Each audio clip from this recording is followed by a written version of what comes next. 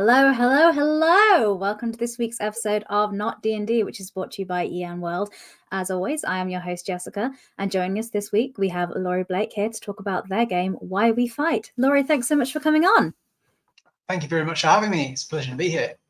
I'm so excited to talk to you about the game. You sent me an email a couple of weeks ago telling me about it, and I had to squeeze you in to talk about it because you are taking the project live on BackerKit very soon on the 13th of March. If people want to find it, the links are in the podcast show notes or on the screen, so you can find the information there. So I'm very excited to talk to you about this. If you're watching live, hello, welcome. Thank you for joining us. We'll put your comments on the screen and join in the chat. So thanks very much for being here live. But Laurie, before we talk about Why We Fight, I am nosy and I want to talk about you a little bit, if I may. I want to talk about your history relationship with games, because I know you did some board games and things like that before you did Why We Fight. So the question I'm going to ask you first is, what was your history with role-playing games? Do you remember the first tabletop role-playing game that you played? Sure, yeah. It was many years ago.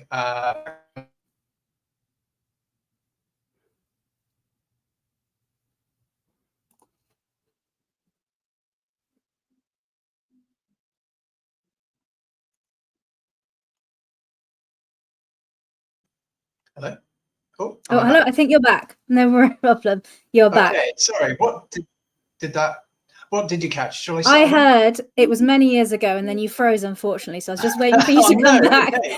So I missed the whole thing. So let's start again. Take two. Okay. So what was the first tabletop role-playing game you played? Yeah, it was indeed many years ago, and it was Mutants and Masterminds. So nice.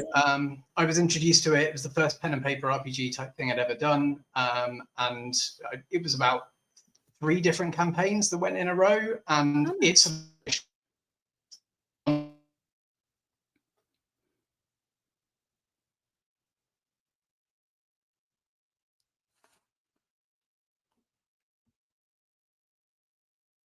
Unfortunately, just lost Laurie on the live stream there for 1 second. So I'm just going to take them off and add on in a sec.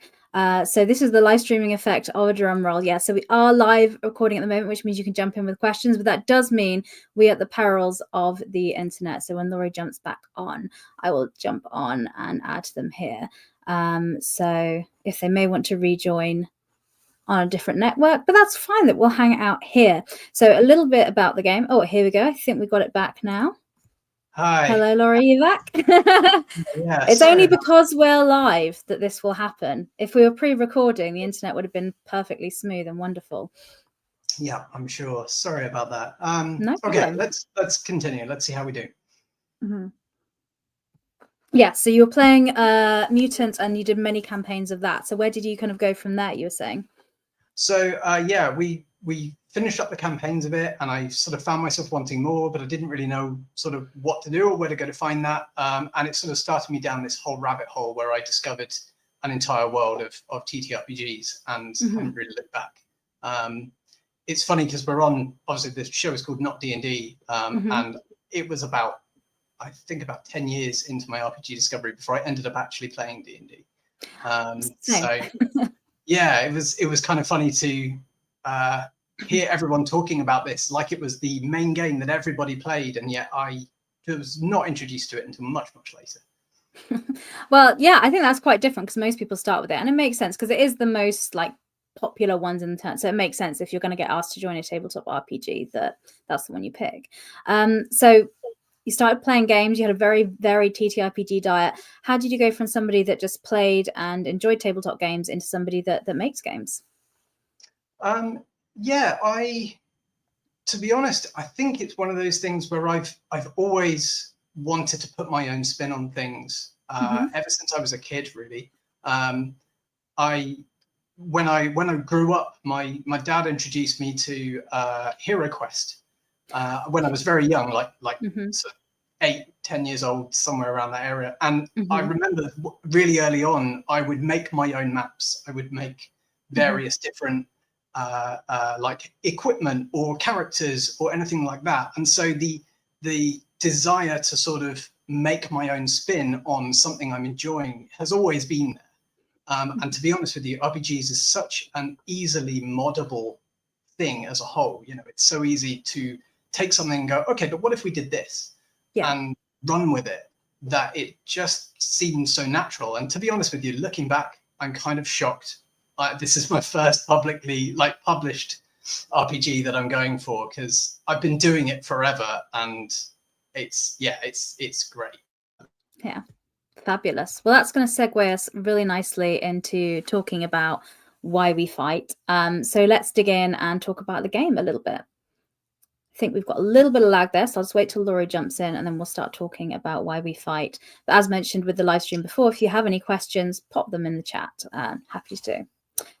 So, Laurie, what is Why We Fight? If people have never heard about this and they're just listening or watching and don't know anything about it, how do you introduce it to people? Okay, so Why We Fight is a solarpunk narrative TTRPG about standing up to oppression, building a world that we care about and provides for everyone who needs, who wants to live as ever they want to, and generally creates a balance between people and nature, and also, you know, empowerment. So it's very much a game that wants to talk about how people feel about not only each other, but the world around them. And this is something we wanted to bake into it really early. It's very much a game about emotions, about how we sort of look at the world and why we do what we want. And that's why it's ended up being called Why We Fight. Love that. So that's fantastic. One of the main things I wanted to talk about was your kind of inspirations for the game. And I joked before we came on that it was like, oh, looking outside a little bit at the world. So I'm guessing some real world politics and life, you know, impacts your views in the game and things. But what sort of inspirations and why did you want to tell this sort of story? So it's funny that you say about, you know, looking out of the world, because obviously right now we're in the thick of it. Right now, everyone can kind of see there are those trends, right? But 5 years ago, I was working on Earth Rising, which was our big board game that we released back in 2022. And that was all about how to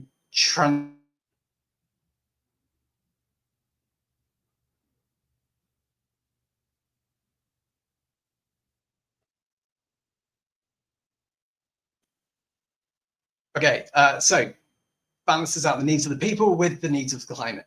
And so one of the core things about that was I had to learn all about what our society needs to provide for us, and also the ways in which it impacts the world around us. And I think what I ended up coming away with is that, you know, the state of our society is in need of so much change that like what we're lacking is the understanding and the will to do something, and people don't sort of know enough to be able to make the change that's necessary. But as time went on, we released the game, we did all that sort of thing, and across the world, other people released other stuff that really talked about the things we need to do in order to make that work. And it became quickly evident that we have plenty of will. We know that we want to do it. The problem is that we don't have the ability to make that change. As we tried to leverage our governments, our societies, in order to make the change we needed to happen, they ended up doing what they could to prevent us making those changes instead of doing what was being asked for worldwide. And in a way, Why We Fight was kind of my design. It was my way to express myself. I wanted to make something that allowed me to look past what I could see happening. I wanted to be able to see past that, to go, what's after this? What can I look forward to? And I got really into the solar punk movement. I started looking at, you know, a world where there is balance with nature, a world where people are provided everything they need, a world where, you know, everyone does have enough.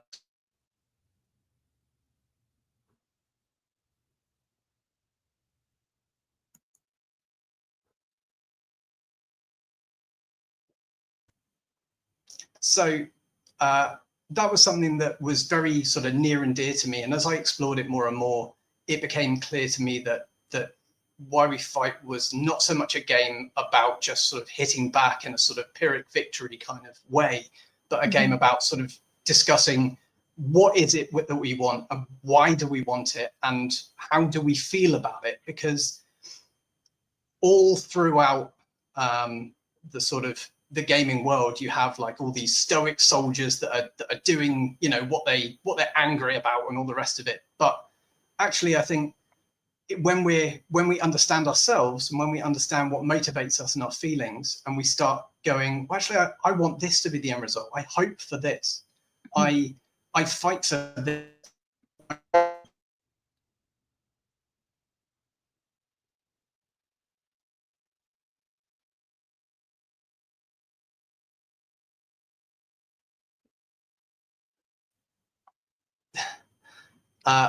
Yeah, I want my friends to be okay. I want my family to be okay. I don't want to have to worry about where I'm going to get my next paycheck. I don't want to have to worry about whether or not I'm going to lose my house.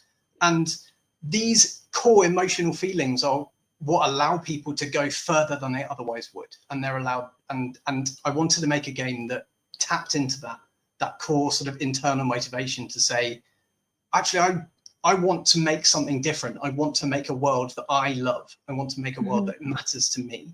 And I want to do it for the people I care about. And that I felt was a much more powerful message than just smash the state, smash the system, because it's about what comes afterwards. That's what makes the difference. And if we don't know what we're fighting for, then in the end, we're not going to end up with what we want. Yeah. No, I think I agree, and it really came through when I was reading through. I just had the quick start pre little version before the crowdfunder goes and the main core book will be out. But very much that sense of hope and what are we building comes through, because there's lots of games that are about fighting back to power, and you know, I mean, look at things like Star Wars is kind of that theme, but this very much had a very hopeful and community-based vibe as well. And as somebody in the comment has said, caring about others is the most punk that you can be, yes. which is nice. Some people noticed throughout this episode going live, some of the internet is being a bit wibbly, but we are also having a podcast coming out afterwards where it's locally recorded. So if you have missed anything when we're live streaming, if you can listen to the podcast afterwards, and that will be a consistent narrative going through without things dropping in and out for the Wi-Fi. But carrying on talking about the game. So let's dig into the game a little bit and the mechanics. So how do we sit down and play the game? You've mentioned that the game is solo plus, so you can play it by yourself or with a group of people. Does that affect the rules, or is it all just consistent design? So the game was originally just solo, and I had made it originally just to be where you're on your own, you're playing as a crew. But as I developed the game, the more I made it, the more I understood that it was meant to be about community and cooperation and working together to achieve something, the more I realized it needed to be a multiplayer game. But to be honest, I'm glad I came at it from that perspective, because it meant that I worked really hard on trying to make it so you had this almost fairly simple transition of being from one crew to multiple crews, and that has your situations you come across have a difficulty level that is based upon your crews themselves and how they're built, which means if there's more, the difficulty level's higher, and everything's just kind of scales. And so that way you don't really have to worry about whether or not you're playing with 2 crews or you're playing on your own, you're playing with 5. The game kind of adjusts its own difficulty level, so you're just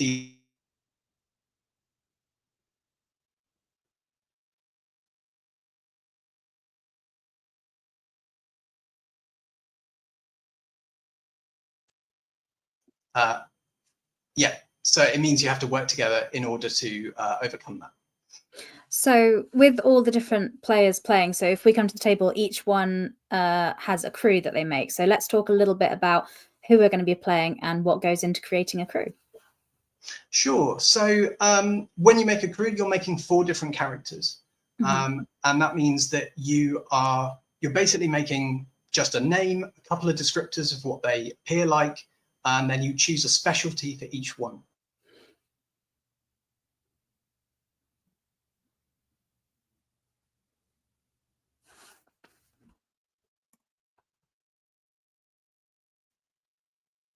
So there's 4 different specialties, there's 3 specialties and 4 different types within that.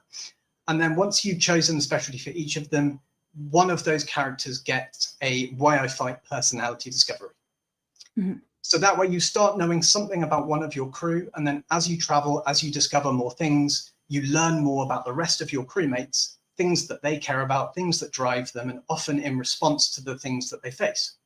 Mm-hmm. So if you say might come across a something that's on fire, there's a raging fire, you need to put it out, you need to help these people out, then it might be that one of your characters discovers that, you know, they had something happen to them in the past, and that's why they are particularly motivated.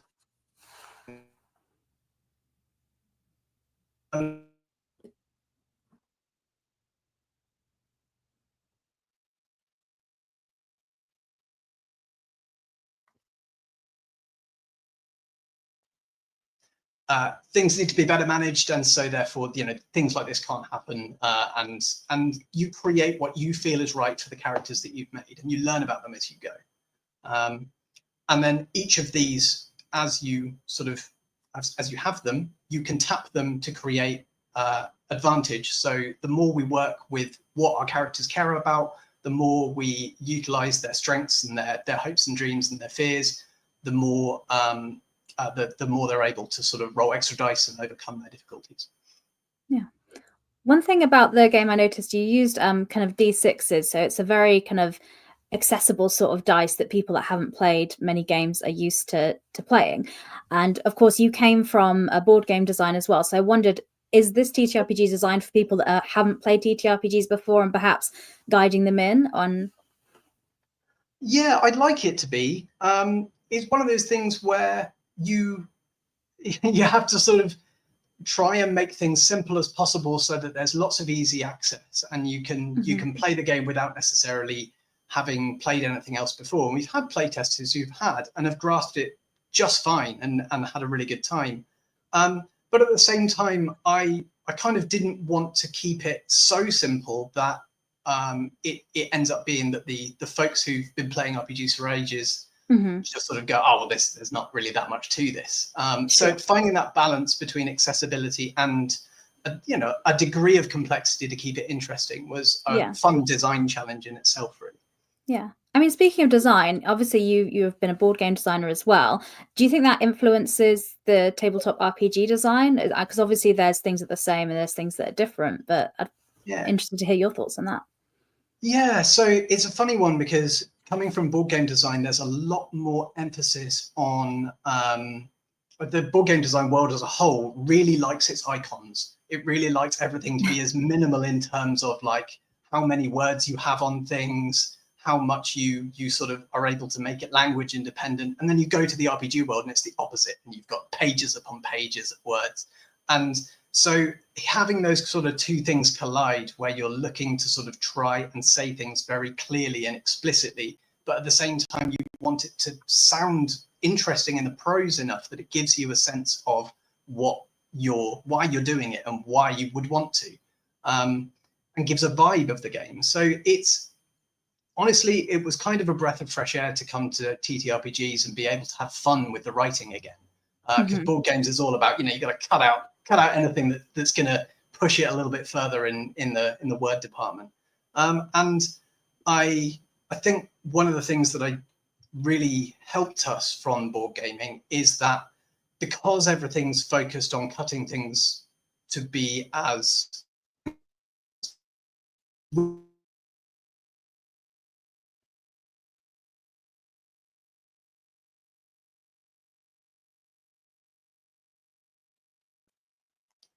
we could make sure that our rulebook was incredibly clear about what you're meant to be focusing on, how you're meant to be interacting with something necessarily, what things you can do, and try and make that rulebook as accessible and visually engaging as possible. So little things just like making certain key phrases pop out easier, having particular diagrams that make things clearer in certain places, things like that. But I think because board games are such a table presence based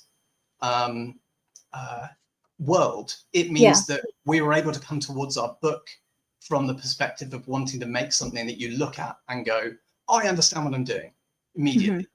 And so, yeah, we had a lot of feedback from folks saying like it's not only beautiful, but also really easy to learn. So that's really cool to see. Yeah, I mean, that's the best of both worlds. That's what we want, isn't it?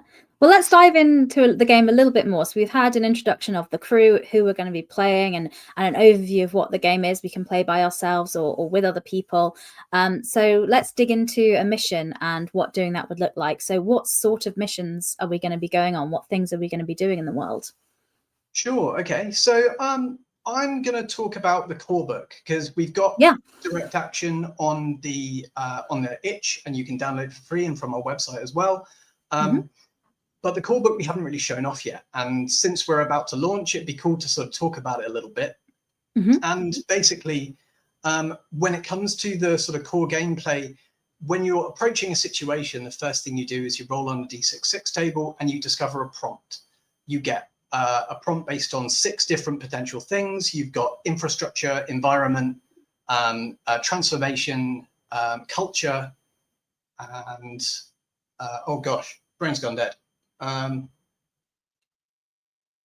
Devastation and unexpected. That's the one. Okay. So basically, each of these has different prompts in them, and each of these prompts asks you a question. So these questions then lead you to sort of build on it in your own way. It gives you sort of a basic idea, and then you determine some key factors that make it your own.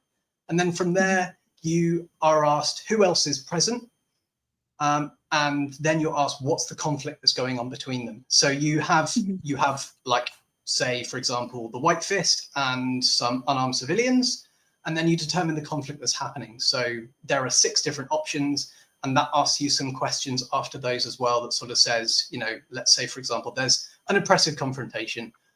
What is one side trying to get from the other? And how has this like stalled in some way? So the conflict is created, and then you build on it yourself. And then finally, it asks you, how does one of your characters feel about this situation? So you then create something in your character sheet as in reaction to what you've discovered, and then you choose your approach. So you've got 6 different approaches, and each approach has a little tiny kind of almost mini system based on the main one, where you are able to resolve a situation in your own way. So you can approach it however you want. You kind of can build any situation and then deal with it how you feel is relevant. And what's really cool is that we've been sort of testing this for about a year now, and we've had the same prompts come up in different playtests, and completely different things have come out. We had one that was, you would think, come out relatively similarly, but it was just like a fire has broken out, it's spreading across this area. We have one group that that decided that it was a market day in an area, and the armed and desperate had burst in and had knocked over a candle stall, and it had caused a fire to rip through this market and go out of control. And they were able to calm the fire down, prevent it from getting to their actual storehouse, and then they were able to kind of patch up relations between the 2 factions in order to try and make things more stable in the future. Because one was acting out of a desire to try and get what they needed, and the other had that. So they were like, okay, we'll be the arbitrator between them and patch that up. And those are the kind of stories we're really excited to sort of create for people to build these little adventures where you're able to sort of go, well, how do these different factions feel? Why are they doing what they're doing? And how can we be the bit in the middle that deals with this? And sometimes dealing with that is about standing up and going, actually, no, that's not okay. And sometimes it's about going, well, okay, these people have needs too. How can we best make this work? And, one of the factions is animals. So finding that balance between people and nature is also some of the stories that come out. So it's been really great to see how people use our system. It's been really great to watch these playtests unfold. And I'm super excited to get it to a wider audience. Absolutely. One of the things is a lot of the stories you mentioned, combat isn't the always the answer. Like the game is called Why We Fight. So of course, sometimes we will need to fight and there will be reasons why we do. But a lot of the situations that came up don't involve using that. Like you say, it's about diplomacy and balance and other things in action. But there is potentially combat in the game. So how Yes. does the game deal with that? So with combat, one of the things that was really important to us when we approached it was because it was a solo plus game, we wanted it to be something that it's not going to take you hours to build. You know, Sure. you don't need a game master to have pre-prepared a combat encounter. It's something that you can sit around the table and get it sorted and on your page in like maybe 15 minutes. Yeah. And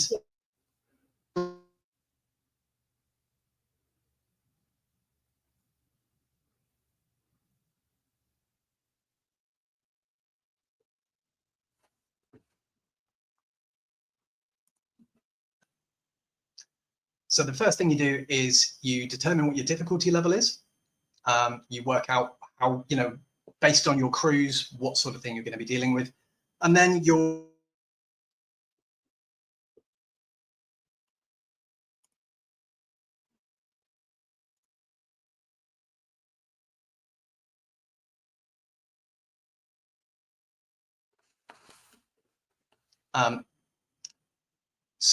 yeah, they have an objective, you're interrupting it. What are they trying to accomplish? And then you determine what your surroundings are like. So you pick a few local area discoveries. These are things you can make use of in your environment in order to give yourself bonuses or create effects or other things like that. Mm-hmm. And then the last thing you do is you choose your enemies. And you have basically a list of enemy types. And based on your difficulty, you choose enough enemies to match that number. So if your Right. difficulty is, say, like 16, and you know you're a 3-player group, then you have to pick enemies until you reach the number 16. So maybe like you know, one.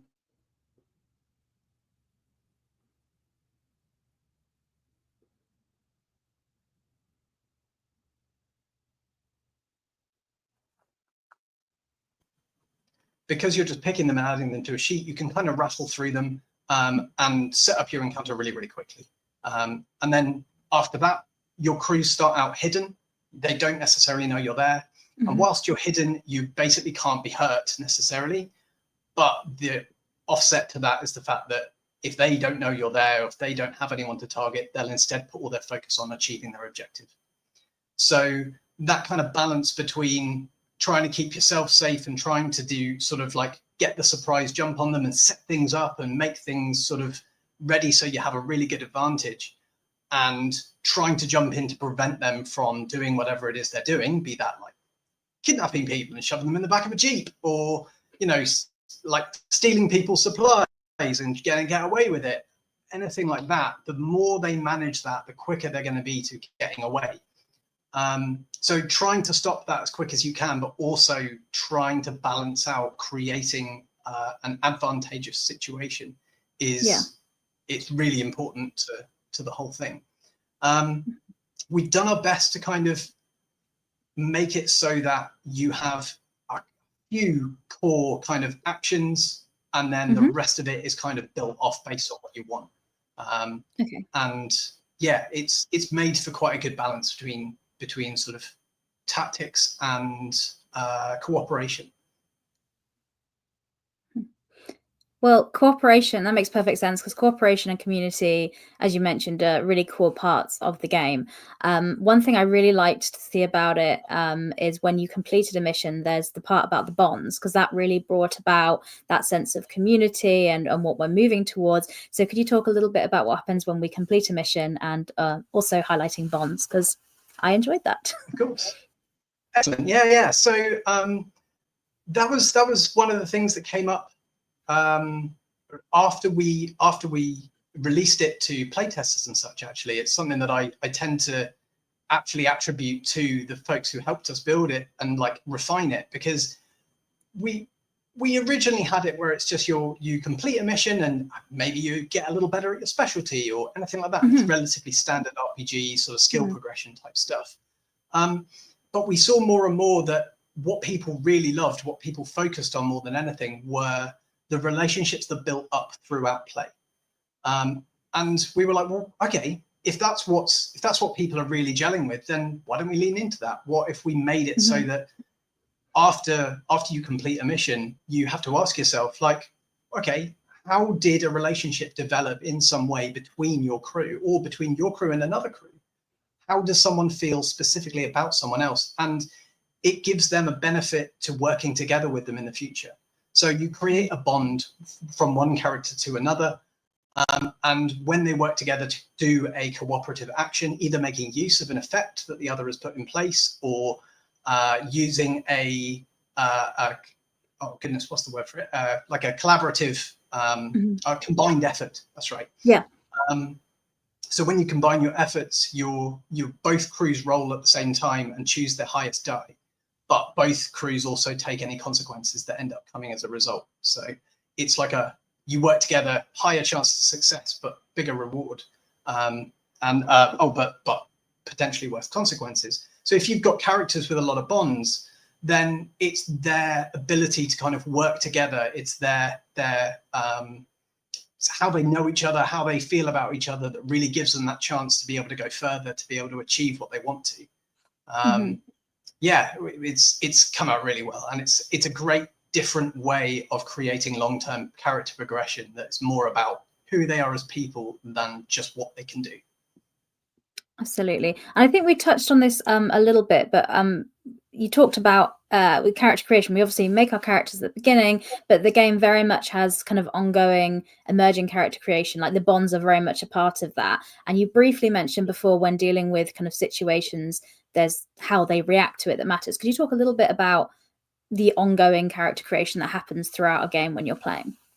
Sure, yeah. I mean, character creation is very much built into all of the development. So as you're traveling, you're learning about your people, you're learning about their personalities, but also one of the types of consequences that you can take when things start going wrong, when things start getting hot, is taking a hardship. So that's when you learn about something that holds your character back. It might be something that a disability that people hadn't realized that they had, that they've been keeping quiet, and now has become too intense for them. You know, it's become noticeable. It might be some past trauma that they've got.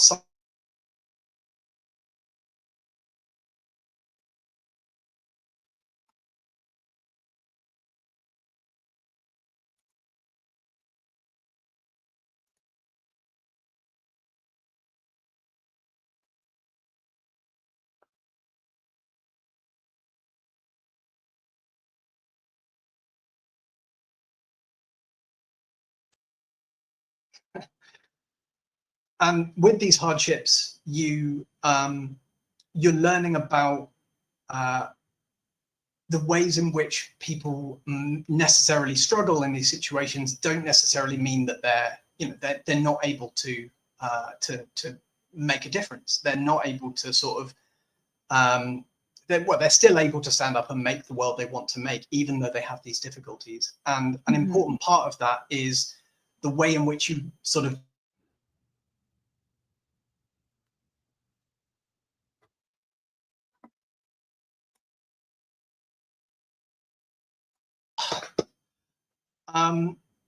you have one character soothe the other, and so it's actively about sort of being there for one another as a crew and making sure that they're able to continue on despite the hardships that have become evident.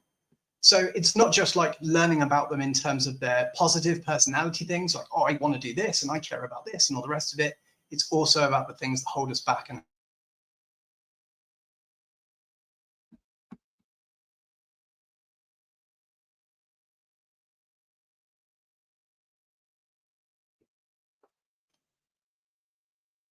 Fabulous. Thank you for sharing that. We have had a question. We've had somebody ask, what happens if you want to retire a character? So how does that mechanic work? yeah, so obviously your characters are always traveling. You're moving from one place to another. You're generally traveling through different areas to get to a mission. And sometimes you'll come across different groups of people you're helping or that are struggling in some way, and you learn about them and you move on.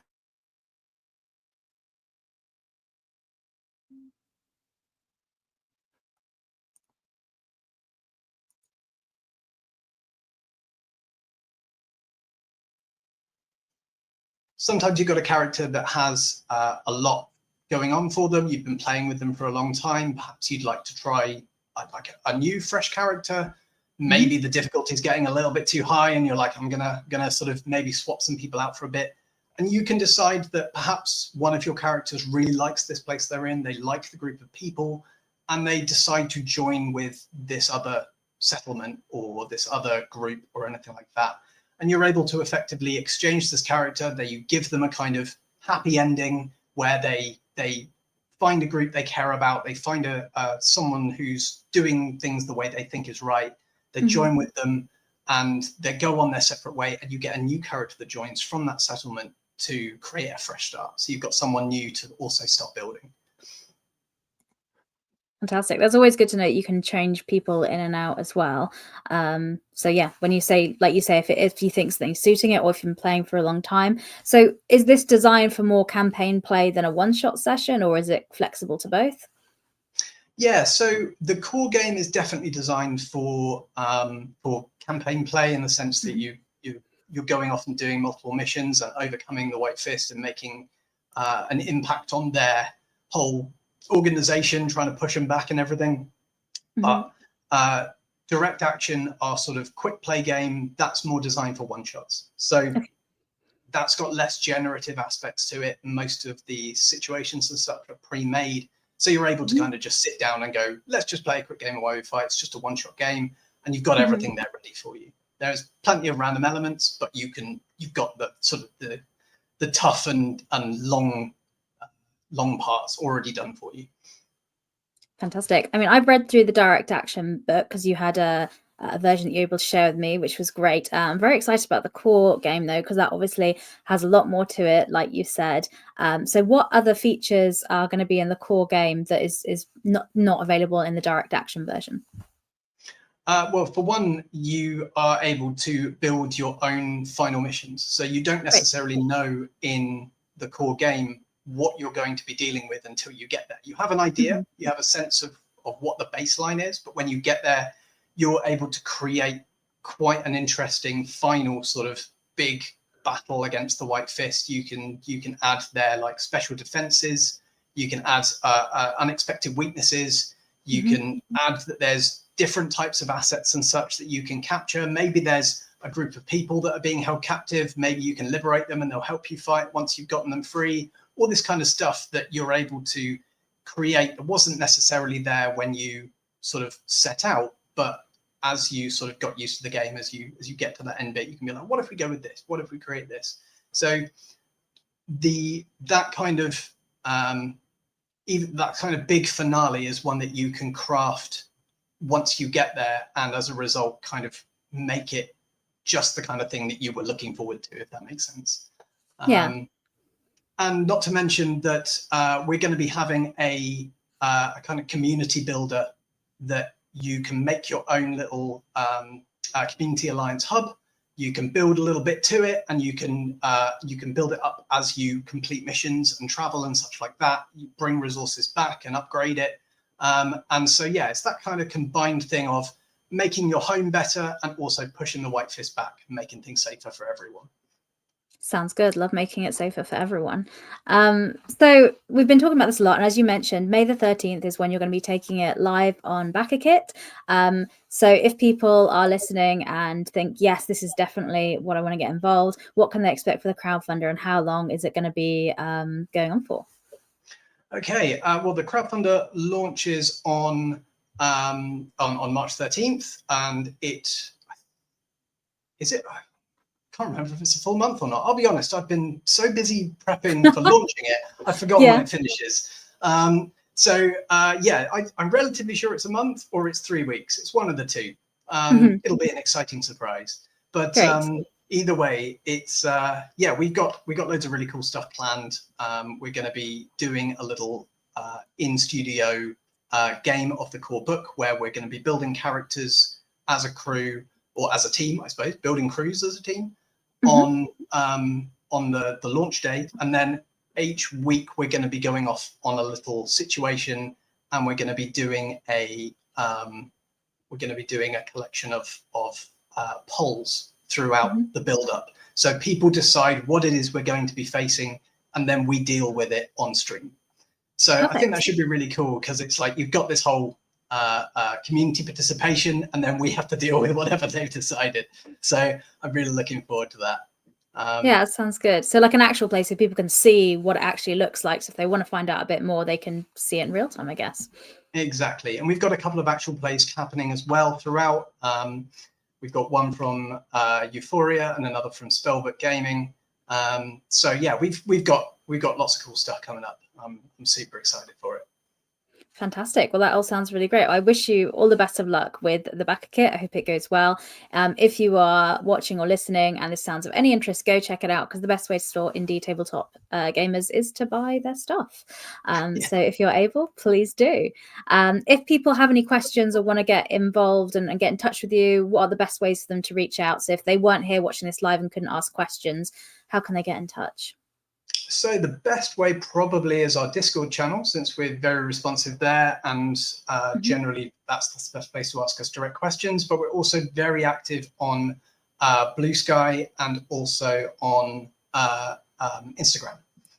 Great. So yeah, both those places are great places to catch us. And also we have a launch party for our BbtA kit currently live.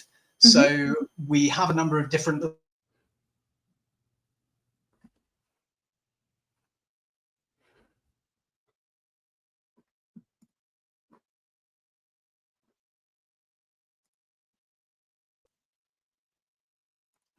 Fantastic. Lost you there for a minute, but you are back with us. Okay, the last thing I said was the BbtA kit launch party. So if folks want to put a comment in there, we would love to hear from you. It'd be great to see folks excited. Perfect. Well, best of luck with that. So we'll so that'll be going live very soon, so you can check that out. Laurie, thank you so much for coming on and sharing the game with us. Before you go, I do have one last question, which is if you have any recommendations for any other tabletop RPGs, and the rules are it can't be a game that you've made, and of course it's not D&D. Yeah. Okay. So one game I would recommend, but only mainly it's sticking in my head because I am also really, really excited to play it, which is for Christmas, I was bought Eco Mofos by David Blandy. And I have the book. It's beautiful. It's really, really well designed and just beautifully, just the whole thing is gorgeous.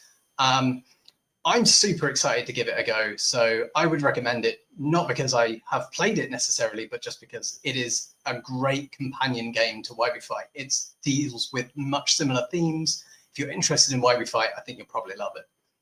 That's a great recommendation. Thank you so much. That sounds fun. All right. Well, that's all for this week. Thank you so much for everyone that came along to watch and listen. If you're watching the live stream and we had some internet difficulties, you can listen to the podcast, and that will be a consistent recording throughout. So if you missed anything, you can catch up and listen on there. But that's all for this week. We'll be back next week with another indie tabletop RPG to share with you. We had something very hopeful this week with Why We Fight. We are losing all that hope next week as we talk about fear itself. So very different vibe. Have a time. Yeah. But Laurie, thank you again so much for coming on, and wish you all the best of luck for campaign. Thank you very much. Thank you so much for having me, Jessica. I really appreciate it. No problem. All right. Thanks very much, everyone. Bye.